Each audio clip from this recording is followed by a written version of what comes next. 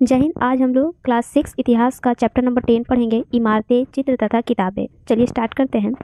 मरुदसामी और लौह स्तंभ। ठीक है। मरुदसामी आज बहुत खुश था। पहियादार कुर्सी में बिठाकर उसका भाई उसे कुतुब मीनार दिखाता हुआ प्रसिद्ध लौह स्तंभ के सामने ले आया। धूल भरे पथरीले रास्ते से रैंप के सहारे यहाँ तक आना काफ़ी मुश्किल था। अपने इस अनुभव को मरुदसामी कभी नहीं भूल पाएगा। ठीक है। एक बच्चा है जिसका नाम है मरुदसामी और उसका एक बड़ा भाई है जो उसे पहियादार कुर्सी पर बैठा के कुतुब मीनार और लौह स्तंभ दिखाने लाया है। ठीक है। तो ये जो बच्चा है यह अपाहिज है, चल नहीं पाता है, तो यह रैंप के सहारे चलता है। आप चित्र में देख रहे हैं किससे सहारे चलता है ये।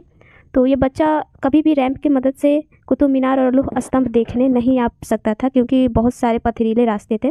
तो इसका जो बड़ा भाई है यह कुर्सीदार पहिए पर बैठाकर इसे दिखाने लाया है और इसे देखने के बाद, कुतुब मीनार और लौह स्तंभ को देखने के बाद यह बच्चा इस अनुभव को कभी नहीं भुला पाएगा। ठीक है। तो ये जो पूरा चैप्टर होगा हमारा यही कुछ प्राचीन लौह स्तंभ और प्राचीन कुछ कारीगर, इन पूरा चैप्टर जो हमारा है इन्हीं कुछ पॉइंटों के इर्द गिर्द घूमेगा। ठीक है। तो चलिए स्टार्ट करते हैं। हमारा सबसे पहले एक नोट दिया हुआ है धातु विज्ञान, इसे पढ़ते हैं, उसके बाद हम लोग चैप्टर स्टार्ट करेंगे। प्राचीन भारतीय धातु वैज्ञानिकों ने विश्व धातु विज्ञान के क्षेत्र में प्रमुख योगदान दिया है। पुरातात्विक खुदाई ने यह दर्शाया है कि हड़प्पावासी कुशल शिल्पी थे और उन्हें तांबे के धातु कर्म, धातु शोधन की जानकारी थी। उन्होंने तांबे और टीन को मिलाकर कांस्य से भी बनाया था। जहाँ हड़प्पावासी कांस्य युग से जुड़े थे वहीं उनके पूरा उत्तराधिकारी लौह युग से संबंध थे। भारत अत्यंत विकसित किस्म के लोहे का निर्माण करता था, जैसे में है खोटा लोहा, पिटवा लोहा, ढलवा लोहा। ठीक है। हमारा जो प्राचीन भारत था वो काफ़ी विकसित था, धातु विज्ञान के क्षेत्र में काफ़ी विकसित हो चुका था। इसका साक्ष्य जो है हड़प्पावासी से ही मिलता है, हड़प्पा से मिलता है आप लोगों को कि वहाँ के जो शिल्प थे बहुत ही कुशल थे। वहाँ हड़प्पा में बहुत सारी चीज़ों का प्रयोग स्टार्ट हो गया था, जैसे कि तांबा, टीन, और ये दोनों को मिलाकर कांस्य बनता है। तांबा और टीन से इसका भी प्रयोग हड़प्पा में किया जाता था। ठीक है। इसलिए इसे कांस्य युग से भी जोड़ा जाता है हड़प्पा वासियों को, और हड़प्पा वासियों के जो उत्तराधिकारी हैं उन्हें लौह युग से भी जोड़ा जाता है। ठीक है। तो ये आप लोगों को ध्यान में रखना है।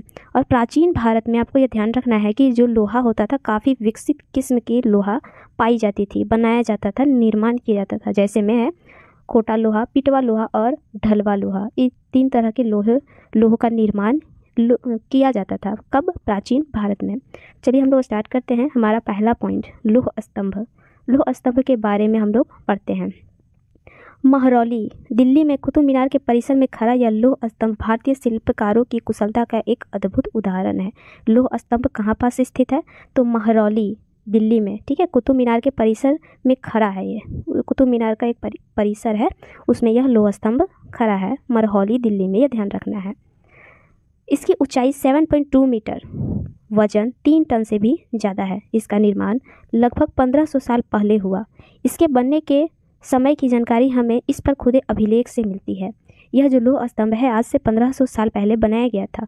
और इसकी जानकारी हमें कैसे मिली? तो इस लौह स्तंभ के ऊपर कुछ अभिलेख खुदे हुए हैं, इससे हमें जानकारी मिली है कि यह लगभग 1500 साल पुराना लौह स्तंभ है। इसमें चंद्र नाम के एक शासन का जिक्र किया गया है जो संभवतः गुप्त वंश के थे। आश्चर्य की बात यह है कि इतनी शताब्दी के बाद भी इसमें जंग नहीं लगा है।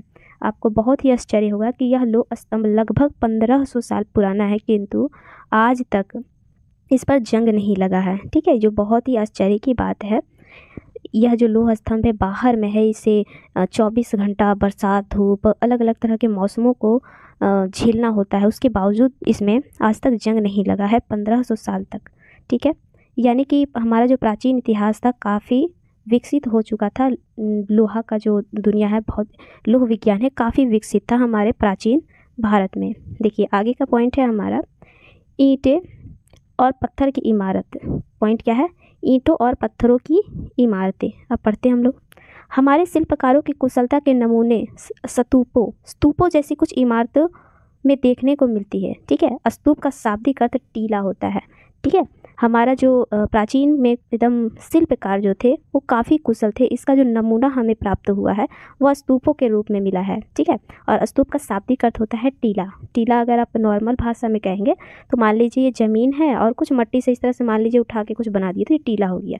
ज़्यादा बड़ा भी नहीं रहेगा ना ज़्यादा छोटा रहेगा, नॉर्मल रहेगा तो ये टीला हो गया। अगर बहुत बड़ा हुआ तो पर्वत हो जाएगा, तो ये छोटा सा टीला। इसका उसको क्या बोला जाए, स्तूप, ठीक है, जिसका शाब्दिक अर्थ हो गया टीला। हालांकि स्तूप विभिन्न आकार के थे, गोल, लंबा, तो कभी बड़े या छोटे थे, ठीक है। मतलब जो टीला था वो कभी कभी गोल होता था, कभी लंबा होता था, तो कभी बड़ा छोटा हुआ करता था। उस समय में एक समानता है, उन सब में एक समानता है। जितनी भी प्रकार की टीला थी, ठीक है, जितने भी प्रकार की टीला हो, बड़ा छोटा हो, इन सब में एक समानता हुआ करती थी। प्रायः सभी स्तूपों के भीतर एक छोटा सा डब्बा रखा जाता था। इन सभी स्तूपों के भीतर क्या एक छोटा सा डब्बा रखा जाता था। इन डब्बों में बुद्ध या उनके अनुयायियों के शरीर के अवशेष होते हैं। और इन डब्बा के अंदर क्या रखा जाता था, बुद्ध या उनके अनुयायी के शरीर के अवशेष रखे जाते थे, जैसे कि उनका दांत, ठीक है, हड्डी या राख रखे जाते थे, या उनके द्वारा प्रयुक्त कोई चीज़ या कोई कीमती पत्थर अथवा सिक्के रखे जाते थे, ठीक है। इसे मंजूषा धातु कहते हैं, ठीक है। मंजूषा धातु क्या है कि एक टीला है, ठीक है, टीला के अंदर एक डब्बा रखा जाता था और डब्बा के अंदर बहुत सारी सामग्री रखी जाती थी, जिसमें हो सकता है किसी का दांत हो या राख हो, हड्डी हो, या फिर बुद्ध या फिर बुद्ध के अनुयायियों के द्वारा प्रयोग किए जाने वाला कोई कीमती पत्थर हो या सिक्का हो, इसके अंदर रखा जाता था। उसी को कहा जाता था धातु मंजूषा। प्रारंभिक स्तूप, ठीक है, प्रारंभिक स्तूप धातु मंजूषा के ऊपर रखा मिट्टी का टीला था। मतलब जो प्रारंभ में यह स्तूप बनाया जाता था, यानी जो टीला बनाया जाता था, यह मिट्टी का बनाया जाता था, ठीक है। बाद में टीले के ईंटे से ढक दिया गया, और बाद में जो टीला है इसे ईंटा से ढक दिया गया, और बाद के काल में इसे गुंबदनुमा ढांचे को तराशते हुए पत्थरों से ढक दिया गया। और फिर जैसे जैसे समय बीता, इस टीला को एक गुंबदनुमा यानी कि बहुत ही खूबसूरत डिज़ाइन से इसको पत्थरों से तराश दिया गया, जैसे कि आप इस चित्र में देख सकते हैं। यह ईंटा से देखिए गोल बनाया हुआ है, पीछे साइड दिखाई दे रहा होगा। उसके बाद पत्थर से काट कर ये डिज़ाइन बनाया गया है। बहुत ही खूबसूरत इस स्तूप को बना दिया जाता था, ठीक है। आगे है, प्रायः स्तूपों के चारों ओर परिक्रमा करने के लिए एक वृत्ताकार पथ बना होता था। और ये जो स्तूप है इसके चारों ओर परिक्रमा करने के लिए एक रोड बनाया जाता था, जिसे पदछिना पथ कहते हैं, ठीक है। इस रास्ते को रेलिंग से घेर दिया जाता था, और इस पदछिना पथ को रेलिंग से चारों तरफ घेर दिया जाता था। रेलिंग तथा तोरण प्रायः मूर्तिकला की सुंदर कलाकृतियों से सजे होते थे। और ये जो घेरा जाता था जिस चीज़ से, उसमें काफ़ी खूबसूरत कह सकते हैं सुंदर मूर्तियों से सजाया जाता था, ठीक है। पत्थरों को तराश कर बनाया जाता था। अब देखिए आगे है, आप चित्र में देख लीजिएगा अमरावली, ठीक है, अमरावती आप ढूंढ लीजिएगा। ये जो अमरावती जगह है, यहाँ कभी एक भव्य स्तूप हुआ करता था। अमरावती जो जगह है वहाँ पास प्राचीन में एक भव्य स्तूप हुआ करता था। लगभग 2000 साल पहले इस स्तूप को सजाने के लिए शिलाओं पर चित्र उकेरे गए थे। और अमरावती में जो स्तूप हुआ करता था लगभग 2000 साल पहले, उस स्तूप को सजाने के लिए शिलाओं पर चित्र उकेरे गए थे, यानी कि पत्थरों पर काफ़ी चित्र बनाए गए थे। कई बार पत्थरों को काट कर बनावटी गुफाएं बनाई जाती थी। इस तरह की कई गुफाओं को मूर्तियों तथा चित्र द्वारा सजाया जाता था, ठीक है। इस काल में कुछ प्रारंभिक हिंदू मंदिरों का निर्माण किया गया। इस मंदिरों में विष्णु, शिव, दुर्गा जैसी देवी देवताओं की पूजा होती थी। मंदिरों का सबसे महत्वपूर्ण भाग गर्भगृह होता था। यहाँ मुख्य देवी देवता की मूर्ति को रखा जाता था। इसी स्थान पर पुरोहित धार्मिक अनुष्ठान करते थे और भव्य पूजा करते थे। अक्सर गर्भगृह को एक पवित्र स्थान के रूप में दिखाने के लिए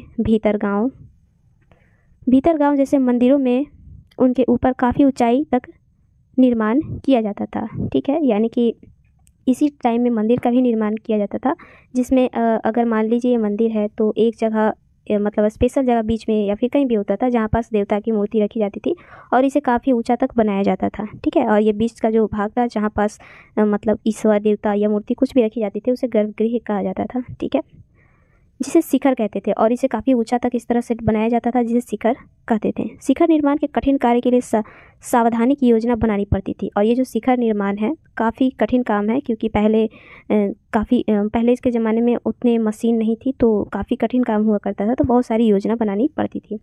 अधिकतर मंदिरों में मंडप नाम की एक जगह होती थी, और जितनी भी अधिकतर मंदिर जो है उसमें मंडप नाम की एक जगह बनाई जाती थी। यह एक सभागार होता था जहाँ लोग इकट्ठा होते थे। ठीक है, मानचित्र 7 में आपको देखना है महाबलीपुरम और एलोह को ढूंढें। ठीक है, आप चित्र में देखिएगा ये कहाँ पास है। इन शहरों में पत्थरों से बने कुछ उत्कृष्ट मंदिर हैं, इनमें से कुछ यहाँ दिखाए गए हैं। ठीक है, चलिए सबसे पहले हम लोग चित्र देख लेते हैं मंदिर का। यहाँ तो आप लोगों ने देखा था, यह चित्र था हमारा स्तूप का। ठीक है, स्तूप है, ये कहाँ स्थित है देखिए आप, ये सब भी बहुत इंपॉर्टेंट हो जाता है। ऊपर में जो दिया हुआ है सांची का महान स्तूप मध्य प्रदेश में स्थित है।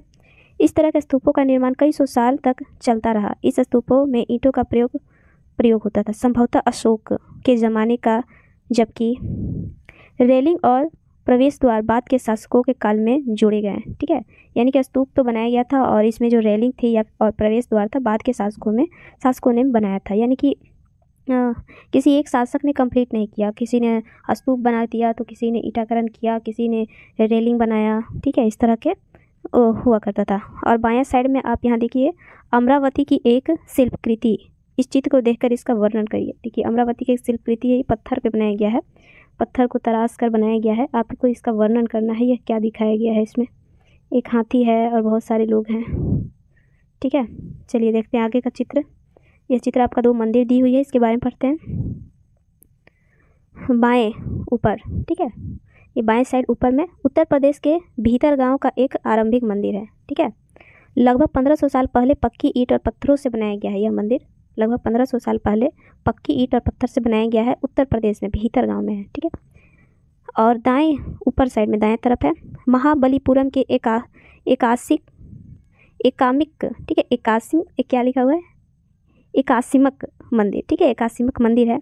इसमें से प्रत्येक मंदिर एक विशाल पहाड़ी को तराश कर बनाया गया है। मतलब ये जो मंदिर दिया हुआ है एक विशाल पत्थर होगा बड़ा सा, उसी पत्थर को तराश कर ये डायरेक्ट बनाया गया है। ठीक है, यानी कि इसको बनाने के लिए अलग से कोई ईंट पत्थर की जरूरत नहीं है, एक बड़ा सा पत्थर लाया गया है और इसी को तराश कर काट के ये मंदिर बनाया गया है। इस प्रकार से जो मंदिर बनाया जाता है उसी को एकास्मिक मंदिर कहा जाता है। ठीक है, आप चित्र देख लिए हैं, बनाया गया है, इसलिए इसे एकास्म या फिर मोनोलिथ कहा जाता है। ईंटों को बनाए जाने वाले मंदिरों यह बिल्कुल भिन्न होते थे।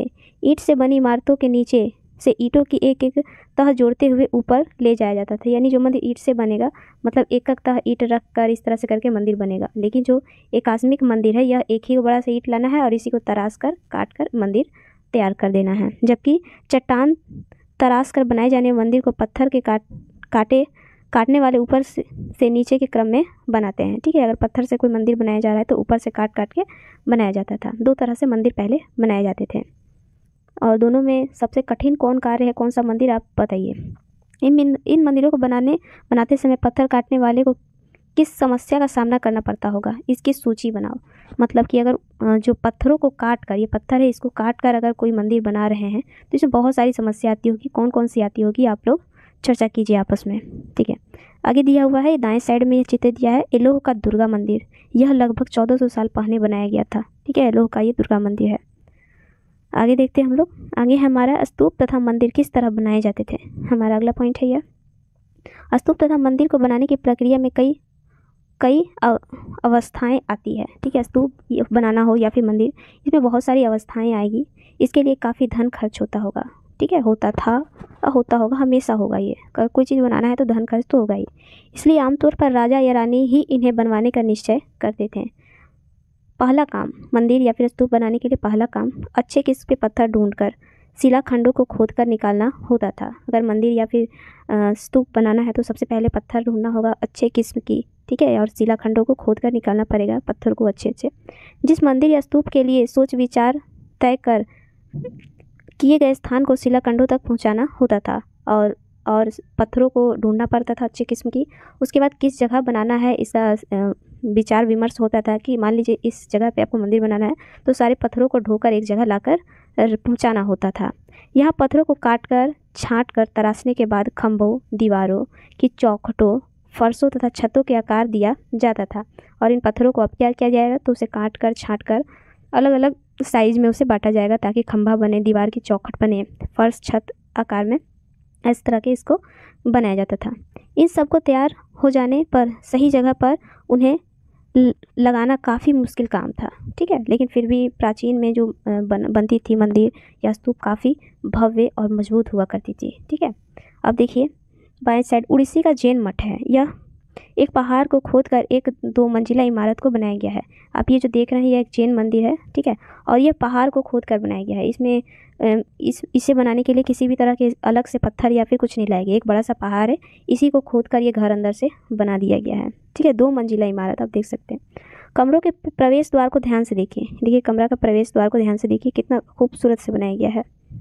इसमें जैन भिक्षु रहते थे, ठीक है। जैन भिक्षु रहा करते थे, ठीक है। और यहाँ दिखाई गई गुफाओं में क्या अंतर है, और भी बहुत सारी गुफाएं हैं, दोनों में क्या अंतर है आप जरा बताएंगे, ठीक है। अब नीचे में राष्ट्रीय संग्रहालय दिया होगा, नीचे कोई चित्र है राष्ट्रीय संग्रहालय का। कई गुफाओं में राष्ट्रीय संग्रहालय में एक मूर्ति का चित्र है, ठीक है। एक मूर्ति का चित्र नीचे दिया हुआ है। क्या तुम यहाँ देख पा रहे हो कि किस प्रकार गुफाएं की खुदाई की गई है। तो आप यहाँ देख पा रहे होंगे कि एक देखिए चट्टान है, चट्टान ही है बड़ा सा, इसको खोद कर किस तरह से यह घर बनाया गया है, ठीक है। काफ़ी मुश्किल काम है। ज़्यादा औजार भी नहीं हुआ करती थी प्राचीन में, उसके बावजूद इतना खूबसूरत यह बनाया जाता था, ठीक है। अब देखिए इस तरह के शानदार ढांचे का निर्माण करने वाले शिल्पकारों को सारा खर्च संभवतः राजा रानी ही देते थे, ठीक है। इसके अतिरिक्त इन स्तूपों या मंदिरों में आने वाले भक्त को उपहार अपने साथ लाते थे। और ये जो मंदिर तैयार होता था तो इसका तो पूरा खर्च सबसे पहले राजा रानी लोग ही देते थे, ठीक है। और मंदिर में जो लोग आते थे पूजा करने या कोई भी भक्त, वे उपहार लेकर ज़रूर आते थे। उनमें इमारत की सजावट की जाती थी। जो उपहार वे लोग लाते थे उसका प्रयोग करके इमारत की सजावट की जाती थी। जैसे हाथी के दांत का काम करने वाले श्रमिक के संग से सांची के एक अलंकृत प्रवेश द्वार को बनाने का खर्च दिया था। जैसे कि एक क्या कह सकते हैं, हाथी के दांत का काम करने वाला एक श्रमिक है, उसकी मदद से सांची का एक अलंकृत प्रवेश द्वार बनाया गया था, ठीक है। इसकी सजावट के लिए पैसे देने वाले में व्यापारी, और ये जो मंदिर था इसके सजावट में बहुत सारे लोग पैसे देते थे, ठीक है। जैसे कि व्यापारी देते थे, कृषक, माला बनाने वाले, इत्र बनाने वाले, लोहार, सुनार तथा ऐसे कई स्त्री पुरुष शामिल थे जिनके नाम खंभों या रेलिंगों, ठीक है। और ये जो मंदिर बनाया गया है और तो उनके खंभों में या फिर रेलिंग में इन सभी का नाम लिखा गया है, ठीक है। पत्थरों को तराश कर लिखा गया है, व्यापारी, कृषक, ये सब लिखा गया है, जिससे पता चलता है कि ये लोग मदद किए थे, उपहार के तौर पर दान दिए थे ताकि इसका निर्माण और अच्छे से हो, सजावट काफ़ी अच्छे से हो, ठीक है। तथा दीवारों पर खुदे हैं, इसलिए तुम इस स्थानों को देखने जाओ तो याद रखना कि कितने सारे लोग ने इन्हें बनाने में, सजाने का योगदान दिया था, ठीक है। जो लोग इसे बनाने में या सजाने में योगदान दिए थे उन सभी का नाम उन पत्थरों पर, उनके जो खंभे हैं उस सब पे लिखे हुए हैं, ठीक है। आगे देखते हैं हम लोग। आगे हमारा चित्रकला, ठीक है। आगे का टॉपिक है चित्रकला। मानचित्र 7 में अजंता को ढूंढो, ठीक है। आप चित्र में देखिए अजंता, आप देख सकते हैं अजंता को। यह एक जगह है, ठीक है। क्या है ये? अजंता एक जगह है जहाँ के पहाड़ों में सैकड़ों सालों के दौरान कई गुफाएं खोदी गई। अजंता एक जगह है, ठीक है, जहाँ पास पहाड़ है, अजंता में जो पहाड़ है वहाँ सैकड़ों सालों तक बहुत सारी गुफाएं खोदी गई है पहाड़ को काट कर, ठीक है। ज़्यादातर बौद्ध भिक्षुओं के लिए बनाए गए विहान है। और अजंता में जितनी सारी गुफाएं बनाई गई है वह विहानों के लिए बनाई है। जो बौद्ध भिक्षु थे उनके लिए विहान बनाई गई थी। और विहान क्या होती है हम लोगों ने पिछले चैप्टर में पढ़ा था। तो विहान क्या होती है? जो बौद्ध भिक्षु थे इन लोगों का रहने के लिए जो घर बनाया जाता था उसी को विहान कहा जाता था। तो अजंता की जितनी भी गुफाएं हैं उसमें से ज़्यादातर गुफाएं विहान के लिए बनाए गए थे, ठीक है। इनमें से कुछ को चित्रों द्वारा सजाया गया था, ठीक है। और बहुत सारे जो गुफाएं बनाई थी अजंता में उसे बहुत सारे चित्र से सजाया गया था। इसके कुछ उदाहरण दिए गए हैं। गुफाओं के अंदर अंधेरा होने की वजह से, और जो गुफाएं पत्थरों को तराश कर बनाई जाती थी अजंता में, तो अंदर तो काफ़ी अंधेरा होगा, तो उस अंधेरा से बचने के लिए अधिकांश चित्र में मसालों की रोशनी भी बनाए गए हैं। यानी कि पहले आगों की मसाल रोशनी का बंदोबस्त भी किया जाता था। इन चित्र में रंग, और इन अजंता की गुफा में जो चित्र बनाई गई है ना, उस चित्र में रंग भी किया गया है। 1500 साल बाद भी चमकदार है। और ये चित्र में जो रंग किया गया है आज तक वैसे ही चमक रहा है जैसे उस टाइम चमकता होगा, ठीक है। कितना अच्छा रंग है, 1500 साल तक, आज तक कलर उसका डाउन नहीं हुआ है। ये रंग पौधे तथा खनिजों से बनाए गए थे। इन महान कृतियों को बनाने वाले कलाकार अज्ञात हैं और इन कृतियों को कौन बनाया है आज तक इसकी जानकारी नहीं मिल पाई है। ठीक है, और इसका कलर आज तक डाउन नहीं हुआ, किस तरह का कलर लगाया गया था। उनमें से प्रत्येक चित्र में जो दिखता है उसका वर्णन करो। ये जो आपको देख रहे हैं इस पे कलर भी डाला गया है, काफ़ी ऐसा कलर है जो आज तक मिटा नहीं, ना कलर का कोई रंग डाउन हुआ। तो आप इसे ध्यान से देखिए, इसका वर्णन कीजिए आखिर इसमें क्या दिया गया है, क्या बनाया गया है। देखिए फूल बनाया गया है, कुछ आदमियों को बनाया गया, बहुत सारी बहुत खूबसूरत डिज़ाइन ये बनाया गया है, वे पत्थरों को तराश कर। आगे आगे हमारा टॉपिक है पुस्तकों की दुनिया। ठीक है, इस युग में कई प्रसिद्ध महाकाव्यों की रचना की गई। इस उत्कृष्ट रचनाओं में स्त्री पुरुषों की वीर गाथाएँ तथा देवियों से जुड़ी कथाएं थी। और ये जो काल चल रहा था उस समय काफ़ी महत्वपूर्ण प्रसिद्ध महाकाव्य भी रची गई थी, जिसमें से बहुत सारी कहानियाँ लिखी गई थी, स्त्री पुरुष की वीर गाथाएँ लिखी गई, देवियों से जुड़ी बहुत सारी कथाएँ लिखी गई थी। करीब 1800 साल पहले एक प्रसिद्ध तमिल महाकाव्य शिल्पदिकारम की रचना इलांगो नामक कवि ने की। इसमें कोलन, ठीक है, कोवलन नाम के एक व्यापारी की कहानी है। ठीक है, क्या कहानी बताई गई है आप देखिए। वह वुहान में रहता था। कौन रहता था? तो कोवलन नाम के एक व्यापारी वुहान में रहता था।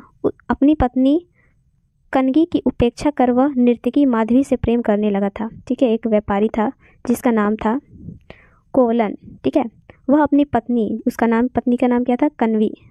कनगी नाम था। उसकी उपेक्षा कर वह किसी नर्तकी माधवी से प्रेम करने लगा। बाद में वह और कनगी पुहान छोड़कर मदुरै चले गए। ठीक है, ये दोनों बाद में पुहान को छोड़कर मदुरै चले गए। वहाँ पांड्य राजा के दरबारी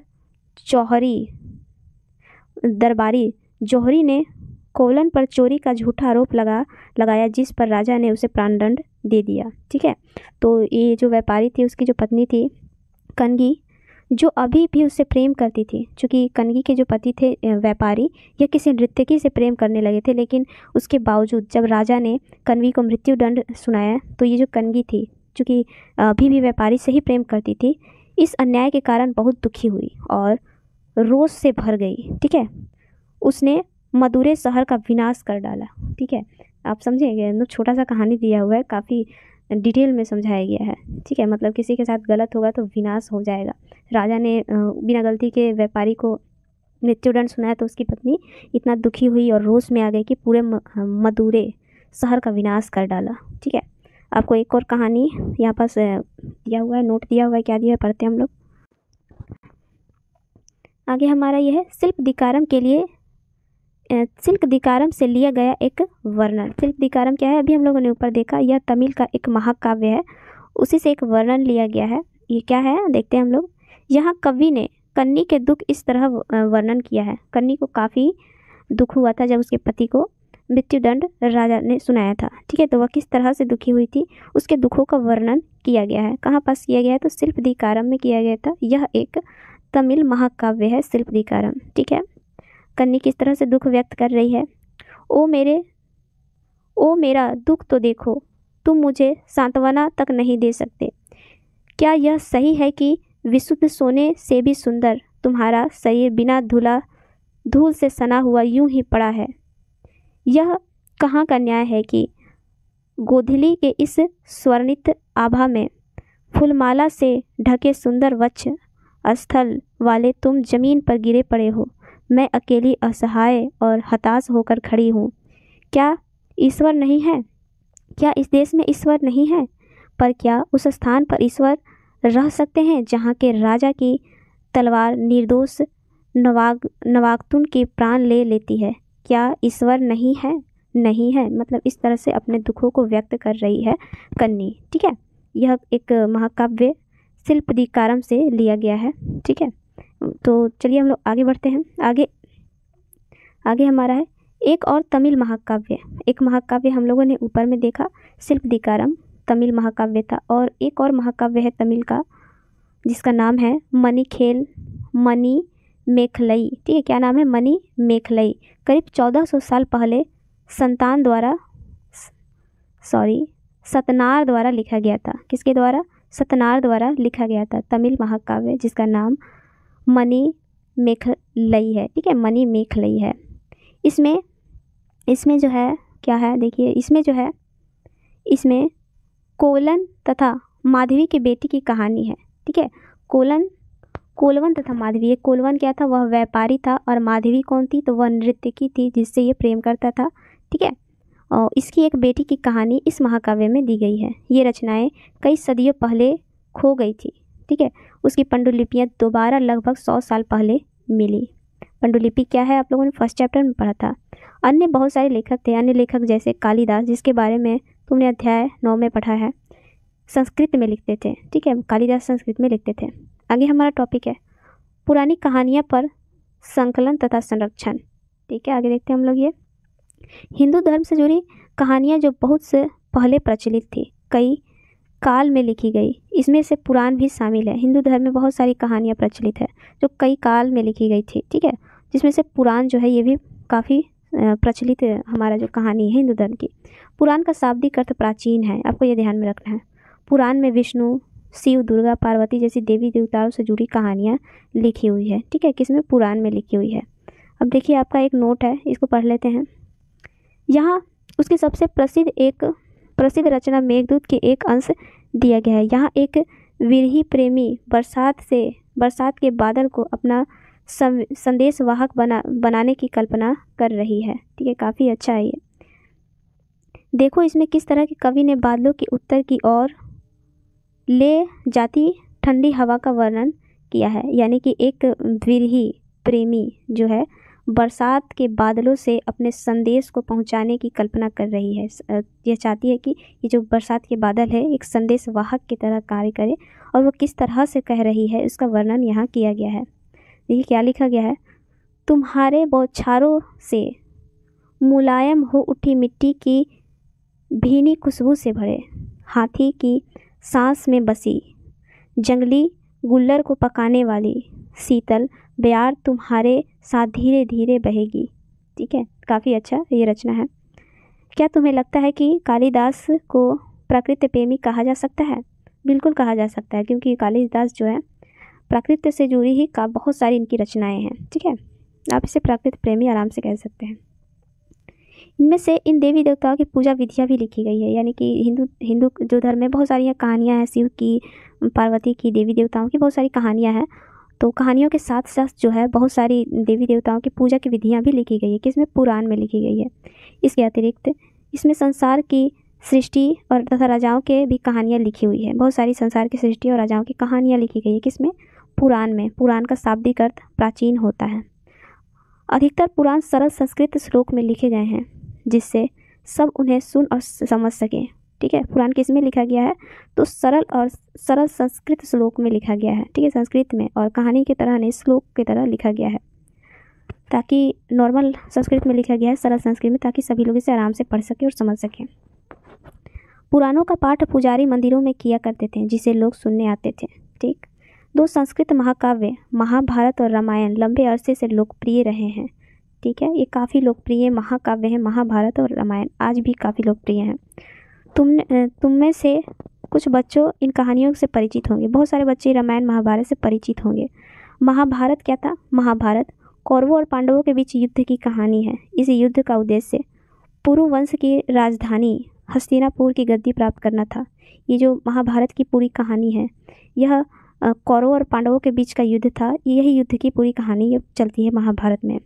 इस युद्ध का जो उद्देश्य था, पुरुवंश की राजधानी, एक जगह है पुरुवंश, उसकी राजधानी हस्तिनापुर की गद्दी प्राप्त करना था। यह कहानी तो बहुत ही पुरानी है, पर आज इसे हम जिस रूप में जानते हैं वह करीब 1500 साल पहले लिखी गई है। ठीक है, किसे, महाभारत को 1500 साल पहले लिखी गई थी। पुराणों और महाभारत दोनों को ही व्यास नाम के ऋषि ने संचलित किया था। महाभारत में भगवत गीता भी है। ठीक है, व्यास नाम के आदमी, ये जो ऋषि थे, इसी ने संकलित किया था, यानी कि लिखा था। ठीक है, रामायण की कथा तो आप लोगों को पता ही होगा, महाभारत भी तो पता ही होगा। रामायण की कथा कौशल के राजकुमार राम के बारे में है ना, कौशल के राजकुमार राम के बारे में है। उनके पिता ने उन्हें वनवास दे दिया था। ठीक है, वन में उनकी पत्नी सीता को लंका के राजा रावण ने अपहरण कर लिया था। सीता को वापस पाने के लिए राम ने लड़ाई लड़नी पड़ी। वे विजयी होकर कौशल की राजधानी अयोध्या लौटे थे। ठीक है, कौशल की राजधानी अयोध्या लौटे। महाभारत की तरह ही रामायण भी एक प्राचीन कहानी है, जिसे बाद में लिखित रूप में दिया गया था। ठीक है, ये बस कहानी था, बाद में इसे लिखा गया था दोनों को। संस्कृत रामायण के लेखक वाल्मीकि को माना जाता है, और रामायण को संस्कृत में किसने लिखा था? वाल्मीकि को ही माना जाता है। ठीक है, देखिए क्या दिया हुआ है। इस उपमहाद्वीप के विभिन्न भागों में महाभारत और रामायण के विभिन्न रूपांतर लोकप्रिय है। इसके आधार पर नाटक, गीत, नृत्य परंपराएं भी उभरी। पता करो तुम्हारे राज्य में कौन से रूपांतर प्रचलित है। ठीक है, ये रामायण महाभारत आज भी बहुत प्रचलित है। ठीक है, तो आपके आसपास में इनके बारे में क्या कहानियाँ चलती हैं, इसके बारे में थोड़ा पता लगाइए आप। अब देखिए अगला पॉइंट है हमारा, आम लोगों द्वारा कही जाने वाली कहानियाँ। ये तो जो कहानियाँ हम लोगों ने पढ़ी यह पुराणों में लिखी हुई थी। ठीक है, ऋषियों के द्वारा बोली गई थी, सुनाई गई थी। तो आम लोग जो थे वे किस तरह की कहानियाँ सुनते थे, बोलते थे, और ये हमारा अगला टॉपिक है। आम लोग भी कहानियाँ कहते थे। ठीक है,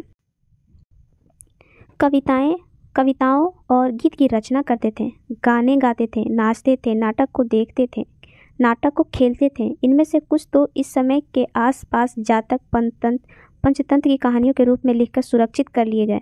जातक कहानियों को अक्सर स्तूपों के रैलियों तथा अजंता के चित्रों में दर्शाया गया है। ठीक है, आम लोग भी थे, जो नॉर्मल लोग थे गांव के, वे लोग भी कहानियाँ कहते थे, बोलते थे, नाचते थे। ठीक है, नाटक को देखते थे, नाटक को खेलते थे। इस तरह की कार्य आम लोग भी किया करते थे। और एक कहानी दिया हुआ है, हम लोग इसको पढ़ते हैं कि जो नॉर्मल लोग थे उन लोगों के बीच में किस तरह की कहानियाँ प्रचलित थी। ठीक है, आगे हमारा बंदर राजा की कहानी है। ठीक है, एक कहानी है, इसे हम लोग पढ़ते हैं। एक समय बंदर का एक महान राजा हुआ। ठीक है, बंदर का एक महान राजा हुआ। वह हिमालय पर गंगा के किनारे अपने 80,000 अनुयायियों के साथ रहता था। ठीक है, बंदरों का राजा हिमालय पर गंगा के किनारे 8,000 अनुयायियों के साथ रहता था। इन सारे बंदरों को एक खास आम के पेड़ के फल बहुत प्रिय थे, और ये जो बंदर थे एक खास आम का प्रिय पेड़ था, उस फल को ये लोग बहुत ही पसंद करते थे। ये आम बड़े मीठे होते थे। इतने स्वादिष्ट आम धरातल पर नहीं उगते थे। ठीक है, ये बंदरों के राजा लोगों के पास ही आम का पेड़ था। एक दिन एक पका हुआ आम गंगा नदी में गिरकर बहते बहते वाराणसी पहुंच गया। उस वक्त नदी में वहां का राजा नहा रहा था। उसे वह आम मिला। उसे चखकर वह हैरान रह गया। उसने अपने राज्य के जंगलों की देखभाल करने वालों से पूछा कि क्या वे इस आम के पेड़ को ढूंढ सकते हैं या नहीं। वे राजा के हिमालय की पहाड़ी पर ले गए। वे लोग राजा को हिमालय की पहाड़ी पर ले गए। वहां पहुंचकर राजा तथा उसके दरबारियों ने खूब आम खाया। रात में राजा ने देखा कि बंदर भी पके आम का मज़ा ले रहे हैं। राजा को यह बहुत बुरी लगी और उसने उन्हें मार डालने का फैसला लिया। बंदरों के राजा ने अपनी प्रजा को बचाने के लिए एक योजना बनाई।